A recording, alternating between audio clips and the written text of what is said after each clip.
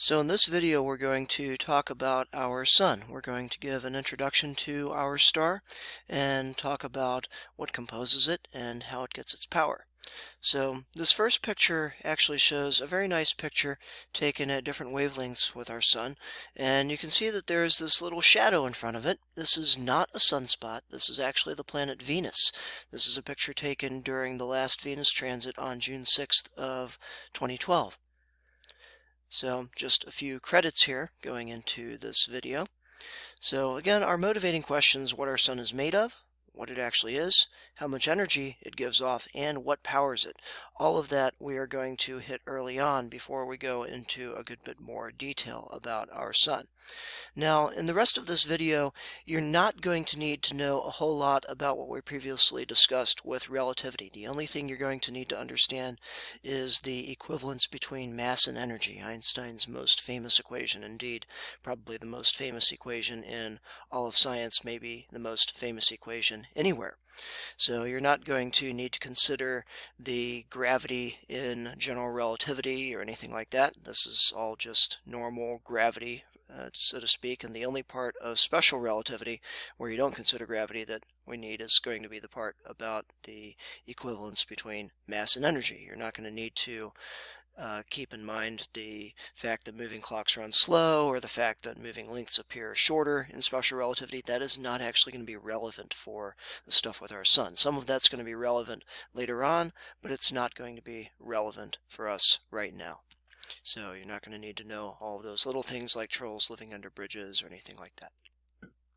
So what is our sun made of? In terms of composition, some of this should look pretty familiar. It's pretty similar to the elemental composition of the giant planets in our solar system. Of course, with Uranus and Neptune, the ice giants, you're dealing with a lot of compounds with stuff, but still their main elements are hydrogen and helium, just like Jupiter and Saturn. Well, there's a good reason for that. It's because our sun is mainly hydrogen and helium, and the stuff that went to compose our sun was mainly hydrogen and helium, and that stuff that was left over ended up going to the formation of a lot of the planets. Now, back in the 19th century, people started trying to figure out how, at least on a scientific basis, how our sun gets its energy. So Lord Kelvin and Hermann von Helmholtz proposed that our sun is powered by gravitational collapse. In other words, the conversion of gravitational potential energy into kinetic energy via conservation of energy. Now, this idea is something you've heard about before. When we talked about our solar system, this was realized that it's actually how Jupiter, Saturn, Uranus, and Neptune generate a lot of their internal energy, especially Jupiter and Neptune. Now, this is a nice, interesting kind of early theory in that it makes a set of specific predictions. Remember, when you have a good theory, you want it to be able to make specific, testable predictions. And in particular, it predicts that our sun should shrink by about 40 meters per year, and that our sun would be about 100 million years old, at least no older than that, because that's how long this would be able to last. Now, these are testable predictions nowadays. They weren't testable necessarily at that time, though the second one would soon be testable. But we now have radar, and if our sun was shrinking by 40 meters per year, we would have figured that out by now. In other words, we would have been able to bounce radar beams off of it and notice that there is an overall Doppler effect on there, and that at least over the course of a year, we would be able to keep track of that. So our sun is not actually doing that. Our sun does undergo various expansions and contractions just due to little variabilities and ringing, so to speak, in terms of the energies, but it does not shrink by a net amount of anything like 40 meters per year. Secondly, this predicts that our sun would be no more than 100 million years old, because that's how long this gravitational potential energy would be able to last in terms of producing our sun's observed luminosity. Now, even by the turn of the 20th century, the end of the 19th century into the 20th century, we realized that our sun must be much older than this. In fact, we did not have radioisotope dating techniques yet, but we had various chemical and geophysical processes that allowed people to realize that, yeah, Earth is a good bit older than 100 million years old. And indeed, by the 1920s, we actually had a much better idea of this because of early radioisotope dating techniques, and by then we realized that Earth was billions of years old. So apparently the Kelvin-Helmholtz mechanism is not how our sun gets its energy.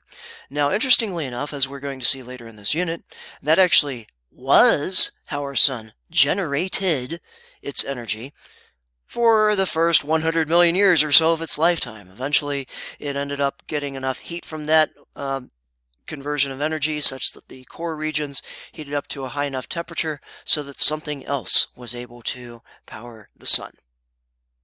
So, in order to talk about what powers our sun, we first need to discuss the concept of energy. Now, energy is the ability to do work. And there are lots of units of energy. You've probably heard of BTUs, British thermal units, stuff like that. And the SI unit of energy, the one that we're going to talk about, is the joule, the same stuff that you came across in chemistry class, the same unit that we've discussed earlier in the course. Now, there are also other kind of funny metric units. There's the erg, which is 10 to the minus 8 joules, but we're not going to do ergs in this class, so we're going to stick with SI units. So about 4.2 joules of energy are required to raise 1 gram of water by 1 degree Kelvin, or 1 Celsius degree, 1 Kelvin. And when I run at 10 miles per hour, and I do weigh about 145 pounds, I have a kinetic energy of about 640 joules. Now, to set this in terms of chemical energy, a barrel of oil, which with the current coronavirus outbreak and trade wars going on between Russia and Saudi Arabia, currently is going for about $27. That'll actually give you about 10 billion joules of chemical potential energy that could be realized as some other form of energy, like heat or the ability to do work. Now, power is the rate at which energy is actually being used. The unit of power is the watt. Yes, watt is the unit of power, and a 100-watt light bulb, therefore, must be using 100 joules of energy every second. So on average, our sun is giving off 3.8 times 10 to the 26th watts, which means that every second our sun is giving off 3.8 times 10 to the 26th joules of energy. That is 380 septillion joules per second, or 380 septillion watts for those of you who like the names of large numbers. Now, remember that formula that brightness, or energy per unit area, that is flux, is that formula of luminosity divided by 4 pi distance squared. Well, what you do is just plug in distance between Earth and Sun into that formula and plug in that power that our Sun has, that 3.8 times 10 to the 26th watts, and you get that the actual amount of energy being received at Earth is 1,366 watts per meter squared. And that is, if you were to get rid of Earth's atmosphere and its attenuating effects, and you shine a big 1 square meter poster board at the sun, then every second that 1 square meter is receiving 1,366 joules of energy. And of course it's nice to be able to harness that, which is why we have solar cells, which of course are not 100% efficient, but it's better than nothing. It's better than just letting all of that energy go to waste. So astronomers use the term luminosity to describe the rate at which a star is giving off energy, whether it's a star, whether it's in the process of a supernova explosion, or anything like that. Now, our sun actually has a density that is not all that much bigger than the density of water. People think, oh, this big massive thing in the sky must be really dense. Well, it's not. Remember, it's mainly hydrogen and helium. So the fact that it's not all that much more dense than water shouldn't be all that surprising. In fact, it might surprise some people that it's even more dense than water at all. After all, it's hydrogen and helium. But it does have a big gravitational field. In fact, at the visible surface of the sun, it's not a real solid surface. You wouldn't be able to stand there. You would sink in and die. But at the visible surface, the temperature is pretty high, 5,800 kelvins.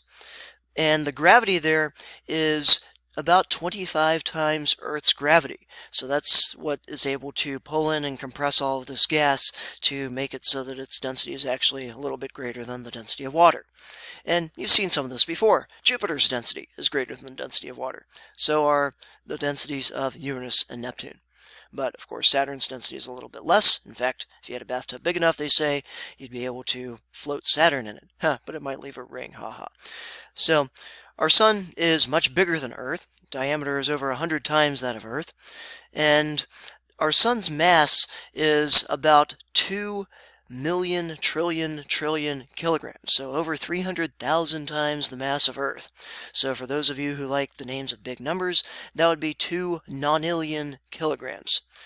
Now, that conversion of gravitational potential energy into kinetic energy early on in our sun's formation ended up generating enough heat at the center to be able to start nuclear fusion processes there, which we're going to talk about very soon. And as a result of those, the current temperature at the center of our sun is about 16 million kelvins. That is very hot. You would not want to be in that type of environment, especially with the types of pressures that are there as well. Now, back to special relativity. One of the corollaries of Einstein's achievements in 1905, which he published later that year, was the equivalence between mass and energy. The idea that a very tiny amount of mass can be converted into a very large amount of energy by any of various mechanisms, some of which we have already discussed. So this is, as I've mentioned before, the most famous equation in all of science, maybe the most famous equation of all time. Now, what would happen if you somehow obliterated 1 kilogram of matter?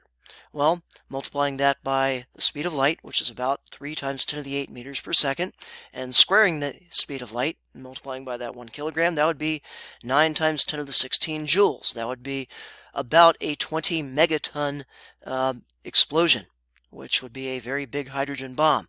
It's equivalent to about 15 million barrels of oil. Now, in the US, we consumed about 100 quintillion joules of energy in 2001, so that's about 17 billion barrels of oil.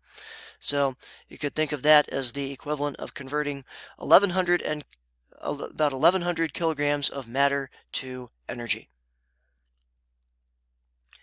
Now, as we mentioned, though, the conversion of gravitational potential energy into kinetic energy is not what powers our sun. In the 1920s, these guys, Sir Arthur Eddington, George Gamow, Teller, and Hans Bethe, suggested that it's actually the conversion of matter into energy via E equals mc squared that generates our sun's energy.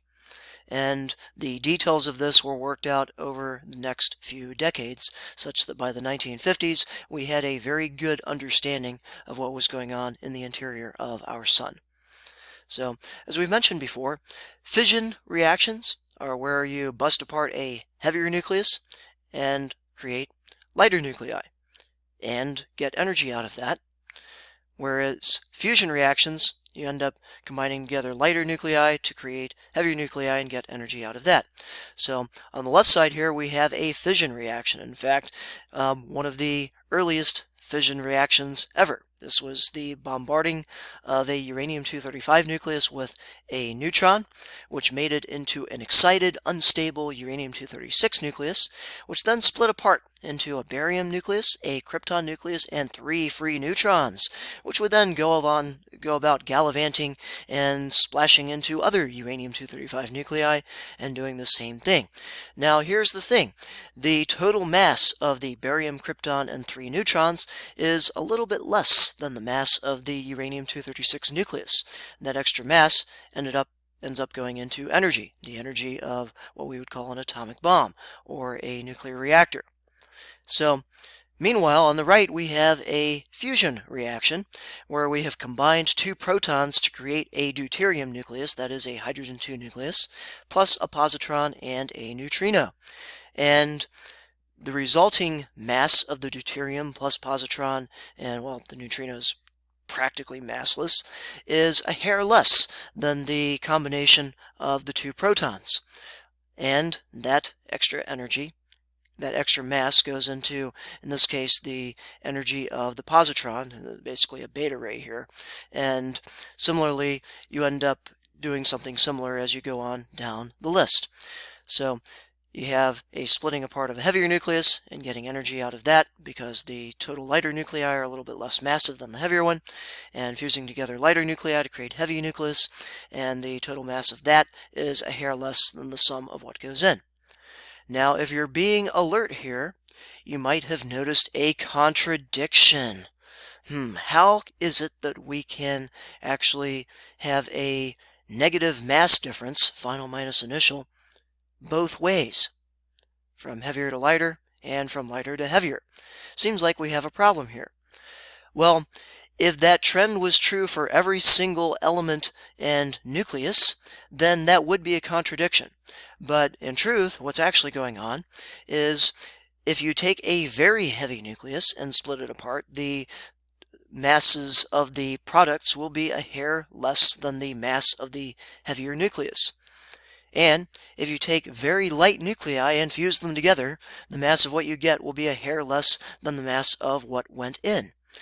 But it's not a contradiction because there actually is something in between where that all evens out, where you don't get any energy either way because the mass per nucleon is basically about the same going from heavier to lighter versus lighter to heavier, at least with elements in that general region. And the element right at the center of all of that is iron, in particular the iron 56 nucleus. And that is going to have some dramatic consequences for us later in this unit. So, why is it that these nuclear reactions actually work? In other words, why is it that when you start going up the periodic table from hydrogen, you end up having less mass per nucleon? So, in fact, if you were to look it up on Web Elements, you would find that the mass of a proton is about 1.007 AMU. In fact, once you end up going into the hydrogen atom and throw that electron in there, it's about 1.008 AMUs. However, the mass of an iron 56 nucleus is 55.9 AMUs. That is less than 56. So why is it that as you keep going up, the masses actually end up being less than the mass of an atomic mass unit? So that seems maybe a little bit strange. So the reason for this is that as you go up the periodic table, you end up getting more and more binding energy. And it's like, okay, fine, binding energy, why does that have anything to do with it? Well, binding energy in the form of the strong nuclear force is always attractive. And whenever you have a force field that is always attractive, that is going to create a potential energy field that is always going to have negative potential energy. So when you have this strong nuclear force acting to bind these nuclei together, bind together the protons and neutrons into this nice nucleus, that's actually negative energy that is going into that. And well, E equals mc squared, that negative energy, when you add things up and try to add that to the individual masses of the protons and neutrons, the total amount of mass there, the mass of the protons plus the mass of the neutrons plus the negative amount taken out by that binding energy ends up being a little bit less than what you would get by just multiplying the mass number of the nuclear species by the mass of the atomic mass unit, which is about 1 AMU. So, because the heavier nucleus contains a lower net value of energy, including the mass, than the sum of the lighter nuclei, there must have been some sort of energy released there. So that is how our sun generates its power.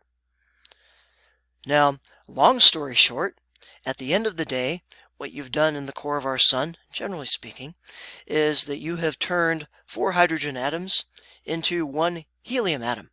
And actually, I shouldn't be saying atoms here because it's so hot there that atoms don't exist. Any atoms have been stripped of all of their electrons. We are talking about atomic nuclei.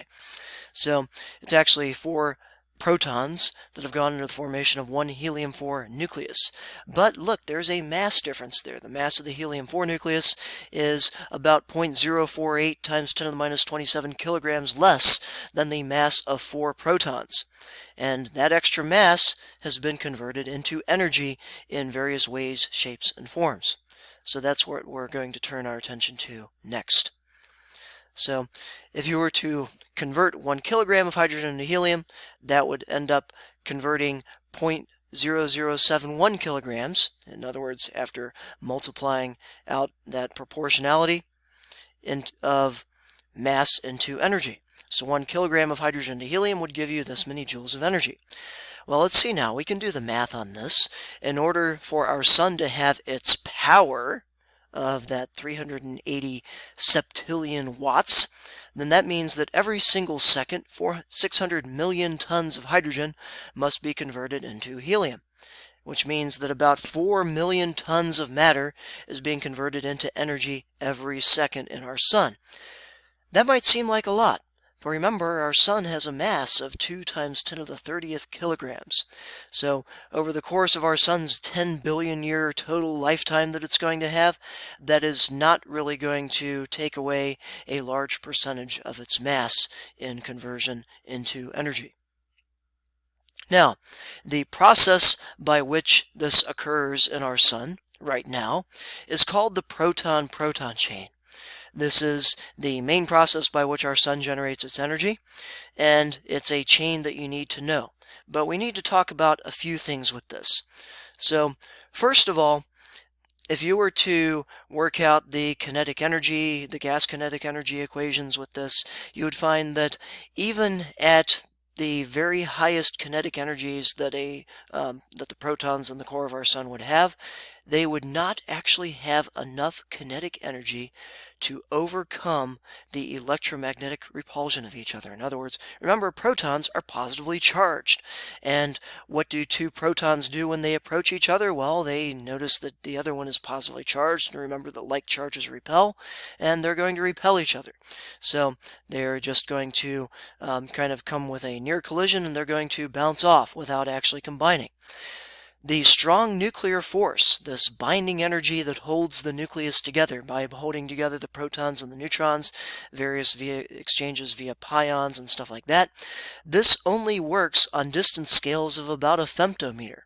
Now, if you don't know what a femtometer is, don't worry about it. The point is that it's a funny sounding something meter that probably sounds really, really small. And it is really, really small. It's about 10 to the minus, well, not about, it's defined as 10 to the minus 15 meters. So it turns out, though, that just combining your energy equations and conservation of energy, you should never be able to get two protons within a femtometer of each other. This is a nice graph of the combination of the what we call the Coulomb repulsion, that is the electromagnetic repulsion, with the strong nuclear force. And notice that the strong nuclear force really takes over at distance scales of about 1 femtometer. That is 1 times 10 to the minus 15 meters. Now, it turns out that on this graph, the most highly energetic protons would have energies that are still well below this peak on here. In other words, their actual kinetic energies would be nowhere near enough to be able to turn into enough potential energy here to be able to overcome this barrier right here and end up getting pulled in by the strong nuclear force. Well, here's the thing. What ends up happening in quantum mechanics, in fact, what happens even outside of quantum mechanics, is theoretically possible for the protons to what we call quantum mechanically tunnel through this potential energy barrier and then simply appear on the other side of it.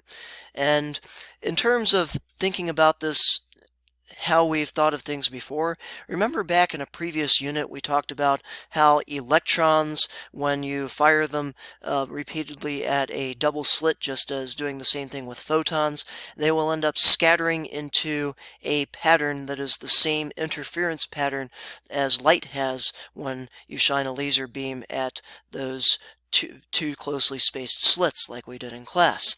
And that shows that these electrons have a wave property inherent in them. Well, protons are going to be like that as well. It's just that the wavelength of a proton is going to be much shorter than that of an electron, because a proton is 1836 times more massive than an electron. So its wavelength at the same speed is going to be 1836 times less than the wavelength of an electron. But still, the fact that it has a wavelength at all, well, what do we mean by the wavelength of something that we think of as a particle? Well, things aren't particles unless you detect them to be particles. In between detections, they are waves. And what you've actually done when you've detected it is you've detected an oscillation of that wave in that field. Now, in the case of the wave, what is the wave? The wave is something related to a probability amplitude of where the proton or electron could actually be. And that probability that wave is kind of like a bell curve in a way, at least if it's a particle that has recently had a well-defined position or anything like that. It's kind of like what we call a Gaussian distribution. And as you end up coming in with that wave, well, some of it, even when the thing actually ends up kind of meeting its kinetic energy, ends up kind of meeting the maximum potential energy it can have, a very, very, very tiny portion of that wave actually is on the other side of this barrier, because waves, travel through matter and stuff like that. And the fact that there is a very tiny, exponentially small portion on the other side of this barrier means that there is a very, very tiny, but not zero probability that if you were to actually attempt to detect the proton, it would end up being on the other side of this barrier. So every once in a while, a very small percentage of the time, but remember these collisions are happening trillions of times per second per proton, one of these protons will end up on the other side of this barrier and end up potentially being bound by the strong nuclear force.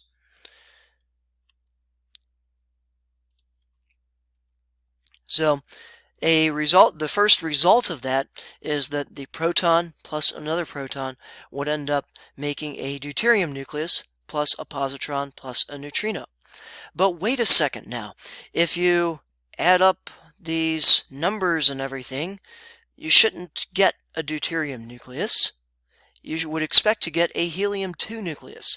Well, let's see now. Checking web elements. I already checked web elements. And checking the characteristics of the helium-2 nucleus. Oh, whoops, I can't find the helium-2 nucleus there. It doesn't exist, because apparently any sort of reaction that would potentially produce a helium-2 nucleus would immediately have it bust apart. So what actually happens in this interaction scenario, when two protons interact with each other, every once in a while when one of them tunnels through this potential energy barrier and tries to combine with the other proton, whoop, it just tunnels right back out. How embarrassing, it didn't work. So instead, something else has to happen here. And that something else is, well, I mentioned the strong nuclear force being what binds these things together. Well, there is also a weak nuclear force, which, like the strong nuclear force, is very, very short range. And this weak nuclear force ends up occasionally coming into action when these two protons get very close together. It doesn't happen all the time. The weak nuclear force is also known as being long-lived. When things happen via the strong nuclear force, we're talking about timescales on the order of zeptoseconds and stuff like that. Whereas when they happen via the weak nuclear force, we're talking about timescales on the order of microseconds and nanoseconds. What's a zeptosecond? Well, you don't care. It's very, very small, much smaller than these things you've heard of like microseconds and nanoseconds. Zeptoseconds actually 10 to the minus 21 seconds. Now, the weak nuclear force acts over longer timescales, but these interactions are very, very short timescale interactions, which means most of the time when these protons try to come together, even when they're able to tunnel through that potential energy barrier, the weak nuclear force does nothing and they simply tunnel right back out. But every once in a while, this weak nuclear force inside one of these protons, a proton, what's a proton? Well, a proton, at least at the large, easily measurable scales, at least for what they were initially measuring in the late 1960s with the steep inelastic scattering, is made of three smaller subatomic particles called quarks. In particular, it's made of two up quarks and a down quark. And what the weak nuclear force does occasionally when these things interact with each other is it turns one of these up quarks into a down quark. So now you're dealing with a particle composed of two down quarks and an up quark. And, oh, I know what that is. That's called a neutron.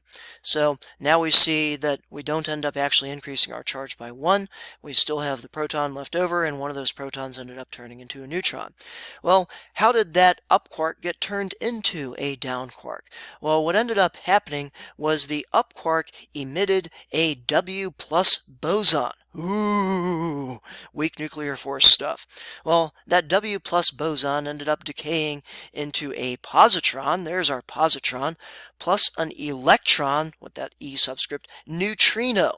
So these electron neutrinos are streaming out of the sun. They don't interact with anything except via the weak nuclear force, and so while everything else is bouncing against each other, these neutrinos just simply zip on right out of the sun and start on their way into space.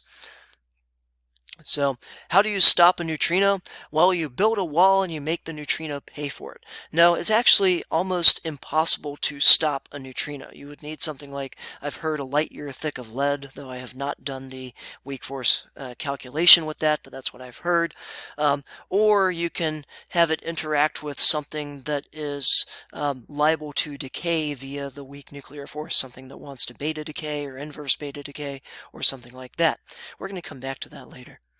But anyway, now all of this is actually kosher. One of these protons turned into a neutron with the result of producing a positron and a neutrino. Now, what does this deuterium nucleus do? That's what this is, a hydrogen-2 nucleus, a deuterium nucleus. Well, this interacts with a proton and creates a helium-3 nucleus. Well, let's see now. We have a proton right over here with a mass number of 1, and a deuterium nucleus, which has a charge of +1 and a mass number of 2, that is a hydrogen-2 nucleus, and those give you a helium-3 nucleus. This is all kosher. Everything adds up here. The 1 and the 1 here give you a 2, the 2 and the 1 here give you a 3. That is not a weak nuclear force interaction. That is a strong force interaction. This is very quick. The deuterium nucleus has a very large nuclear cross-section. In fact, this neutron, remember, well, that extra neutron in there, that is neutral, but it still interacts with the strong nuclear force. Now, what does this helium-3 nucleus do? Well, our sun is really big, and it's really massive, and the nucleus, the core that is also very big, and these interactions are happening all the time, and you're producing other helium-3 nuclei elsewhere. And one of those other helium-3 nuclei ends up interacting with our helium-3 nucleus and gives you a, what, beryllium-6 nucleus? No, actually it ends up giving you a helium-4 nucleus plus 2 extra protons. So the overall result is that you've put 6 protons in and you've gotten 2 out, and the remaining 4 ended up going into these interactions to give you a helium-4 nucleus. Now, at every single step, energy in some way, shape, or form has been produced in the proton-proton chain. So you have in the first step, you had this positron being produced. Well, what does a positron do? That's an anti-electron.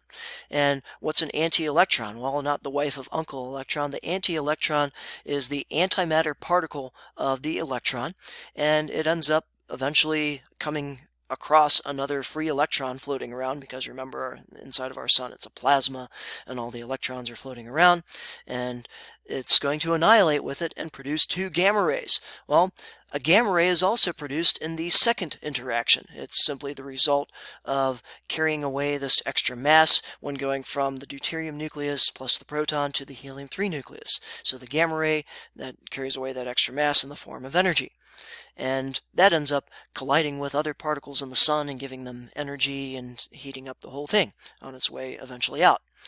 Meanwhile, this helium-3 nucleus, well, when it produces this helium-4 nucleus plus the two protons, well, these two protons have kinetic energy, and they collide with things and end up exchanging energy with the other things. So in each of these steps, energy is produced. So here's a pictorial demonstration, well, not a pictorial image of how this actually occurs. There are your two protons. There's the the hydrogen 2, the deuterium nucleus. There's your positron. There's your neutrino. And this deuterium interacts with another proton, giving you your helium-3 plus the gamma ray. This has also happened somewhere else. The two helium-3s come together, giving you a helium-4 plus the two protons. Now, I should mention that this is not the only way that this occurs. We're going to see something else, but this is the way that you need to remember that it occurs. Now, the first step of this is the slowest. This is the one that involves the weak nuclear force. In addition to the quantum tunneling, they all involve quantum tunneling of some sort. But the weak nuclear force is what really slows things down. Remember, on the assembly line of a factory, the speed of the assembly line is the speed of the slowest worker. Well, the first step here is the slowest. A typical proton will take about 14 billion years to interact with another proton. Oh wait, our sun's only been around for about 4.5 billion years. So how does that work? Well, there are a whole lot of protons in our sun, something like 10 to the 57 of them.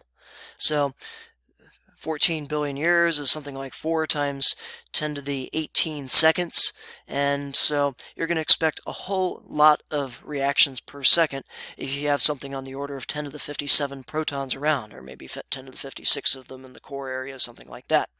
So, in other words, this reaction is happening all the time. But the next reaction happens even more all the time once you end up getting your deuterium nucleus. On average, that's only going to live for about 6 seconds. Because the very, very strong nuclear cross-section here. Very big nuclear cross-section, as they would call it. Now, this helium-3 nucleus, it actually on average takes about 1 million years to collide with another one, but again, you have lots of these things around, and that's a much shorter time scale than the time scale per particle of one of these protons to interact with another to create a deuterium nucleus. So that is the proton-proton chain in our sun. And that is something that you definitely need to know. You should be prepared to be quizzed on it. Now, as I mentioned, there are actually 3 of these proton-proton chains. You don't need to know the other 2, but I'm going to show them to you just to satisfy anybody's curiosity. You can also combine a helium-3 with another with another helium nucleus, a helium-4 nucleus, to create a beryllium-7 nucleus. This was actually happening during the Big Bang. The Big Bang ended up producing beryllium-7 nuclei also. Now, the reason we don't really think about beryllium-7 as being produced during the Big Bang is because, well, beryllium-7 has a half-life of 53 days. So it's been a lot more than 53 days since the Big Bang. It's been so many half-lives that it's pretty much uncountable. So all of the beryllium-7 that was produced by the Big Bang is gone. But it is occasionally being produced in the sun. Well, I just mentioned that beryllium-7 has a half-life of 53 days. So in particular, it ends up decaying into lithium-7, and that lithium-7, well, lithium-7 also has a very big nuclear cross-section. It interacts with another proton, and that creates 2 helium-4 nuclei. Now, that beryllium-7 also alternatively could interact with a proton to give you a boron-5 nucleus, which ends up decaying via positron emission to beryllium, or sorry, not a boron-5, but a boron-8 nucleus. That decays via positron emission into a beryllium-8 nucleus. This happens very, very quickly, by the way.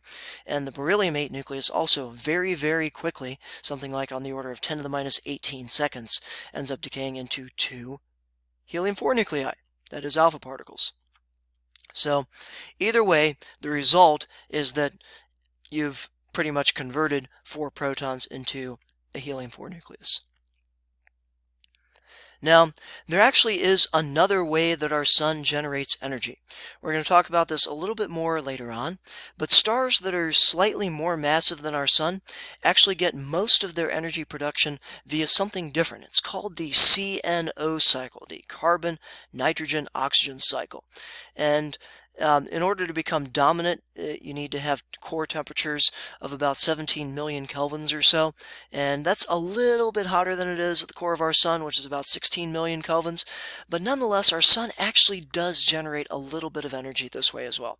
But you don't really need to know about that process. But for those of you who are curious, here it is. You have a carbon-12 nucleus plus a proton. Well, where does the carbon-12 nucleus come from? It comes from previous generations of stars that have polluted our sun with their heavy elements, like iron. Our sun, you might remember, has a little bit of iron in it as well. Now, this carbon-12 nucleus combines with a proton to give you a nitrogen-13 nucleus plus a gamma ray. The nitrogen-13 nucleus is unstable. It decays to carbon-13, which is stable, plus a positron and a neutrino. The positron, well, you know what that does. It annihilates with an electron and produces 2 gamma rays. Well, what does the carbon-13 nucleus do? Well, that has a big nuclear cross-section. That interacts with a proton and gives you a nitrogen-14 nucleus, which is stable, but that interacts with a proton, giving you an oxygen-15 nucleus. And each of these last 2 steps gives you gamma rays. And the oxygen-15 nucleus is unstable. It decays to a nitrogen-15 nucleus, and the nitrogen-15 nucleus plus a proton ends up giving you either an oxygen-16 nucleus, in which case the process repeats 2 more up the scale and you end up eventually coming back, or just directly gives you a carbon-12 nucleus plus a helium-4 nucleus, an alpha particle. Well, what have we done here? We have started with a carbon-12 nucleus and added 1, 2, 3, 4 protons and gotten back a carbon-12 nucleus plus a helium-4 nucleus. So what do we call that? We call this carbon-12 nucleus, remember the name back from your chemistry class. So that term back from your chemistry class is that it is a catalyst. It ends up allowing the reaction to occur without itself being used up. It's temporarily transformed and then it goes right back to itself. So over time, eventually, this nuclear fuel in our sun is used up.